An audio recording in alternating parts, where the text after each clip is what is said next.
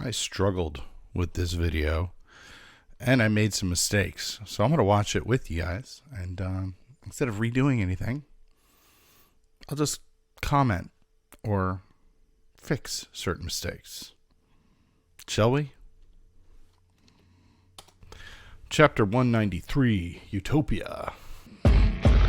Hachi's Walk on the Sea Floor, Volume 11. In the Mouth of the Sea Boar. That's a big, ugly sea boar. Okay, so we're back with Nami and her climate baton. About to, I think she's about to unleash the final move that it makes. The weapon of last resort. Tornadoes. Tornado tempo. Packs a knockout punch. Nami gets attacked here pretty good, but she manages to stave it off painfully because she's got her foot spikes all through her foot. That looks painful. Ruined foot or 2 or 3 is nothing. Tornado tempo. There it goes. And it appears to be another gag because little birds on wires, wind-up birds, shoot out of the rod. But then it starts spinning. The tornado happens. The pigeons, the little birds, tangle her up. And I'm guessing that's an explosion. And it launches, it sends. I'm just going to call her Needle Lady right now. Sends her literally through the wall. And there's a clean impression of her through the wall in a very cartoon style. But she's down for the count. Nami wins. The battle of the back streets is over. Back at the palace, we get an explanation from Crocodile of what Pluton is. One shot of it can vaporize an entire island to smithereens.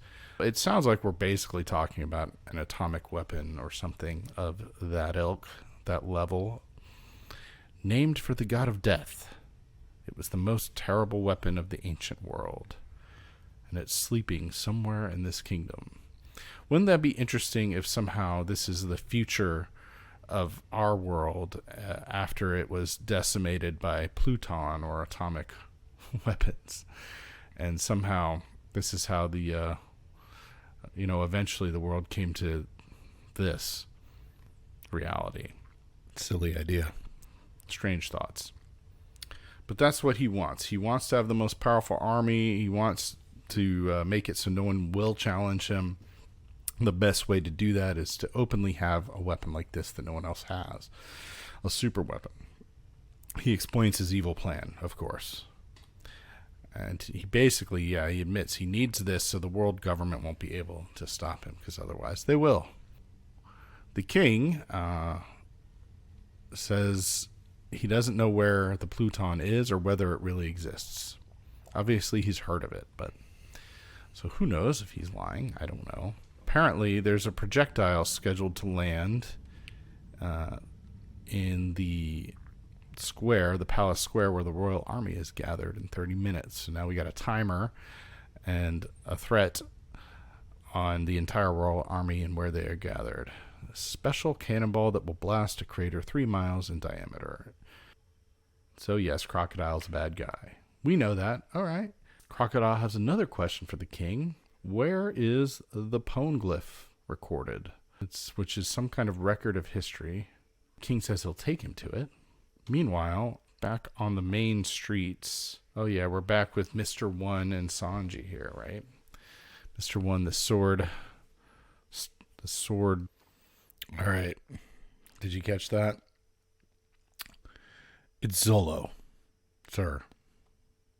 Sword, whatever. Blade. I don't remember what he ate, but he's a human sword assembly. Or essentially. And this comes down to whether Sanji can learn how to Zolo cut steel. That's what this is all about.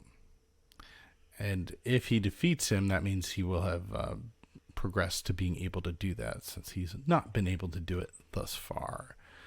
So now we know the goal here. That's the end of that chapter. Chapter 194, No Breaks. Cutting Steel. Mr. One says that no swordsman has ever made a scratch on me. No swords can defeat me. Sanji's going to Zolo challenge this because you've never met someone like me before. And he calls him bald.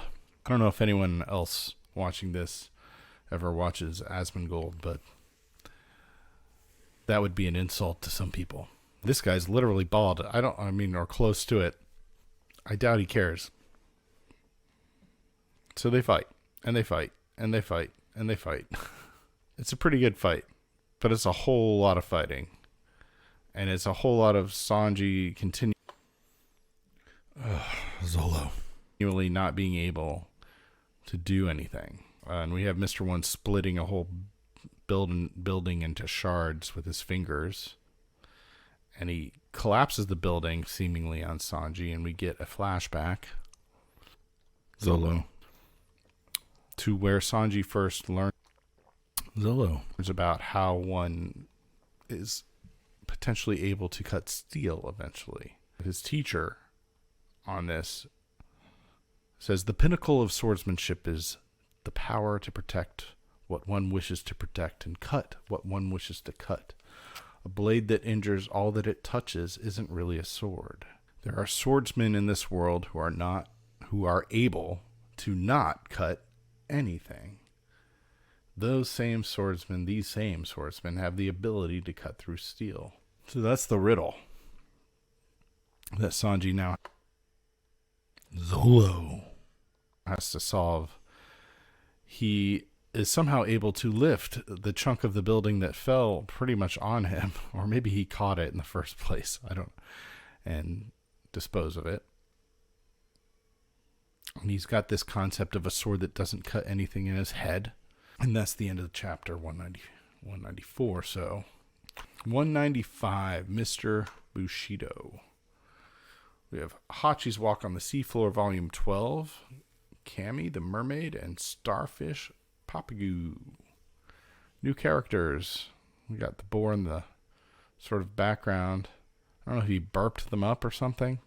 Back to Sanji and Mr. One. Zolo. I do eventually realize what I've been doing. A sword that cuts nothing. It cuts nothing, but it cuts steel. I don't know what it all means. But to push and keep pushing, that is the true way of the sword. Meanwhile, Mr. One dices up the building that, I don't know if that, I think maybe Sanji threw it at him. I don't know, but he dices the building up. As he does that, Sanji attacks. There's too many of them, but Zolo, he definitely hits him with his sword. This fight's crazy. Now, Mr. One actually ends up showing that he can do more than just swords because it's blades, so anything with a blade, so he turns his arms into buzzsaws. Sanji suggests maybe, since he's not necessarily a swordsman, maybe he's an excavator. Mr. One says, I'm an assassin. And we got Sanji's sword against Zolo. Mr. One's like buzzsaw. They're more like mining bits or something. Sanji definitely gets cut with the buzzsaws here pretty nastily. And he just nearly gets killed. And Mr. One's shocked that he's even still alive. And then he nails him again with something called a tower crusher, which simultaneously hurts Sanji and shatters the tower that's right behind him. Sanji muses that he's having bad luck with stone today, which is sort of true. And it collapses. There was supposed to be a Zolo or two in there, seemingly on him. But Sanji's still conscious, Zolo, and wondering about if the others are okay. And he just kind of stands up in the rubble. And Mr. One's not expecting that. How can you possibly stand up? I cut you to ribbons. And how do you dodge all that falling rubble? He didn't dodge it. He says he knew where the stones wouldn't fall. So he's getting in the mindset of the blade that the swordsman that's able to not cut anything. Yeah, so he's able to kind of use the force almost here. He's got the breathing of the stones. He can see where they'll be before they're there. Like Matrix, Neo in the Matrix or something.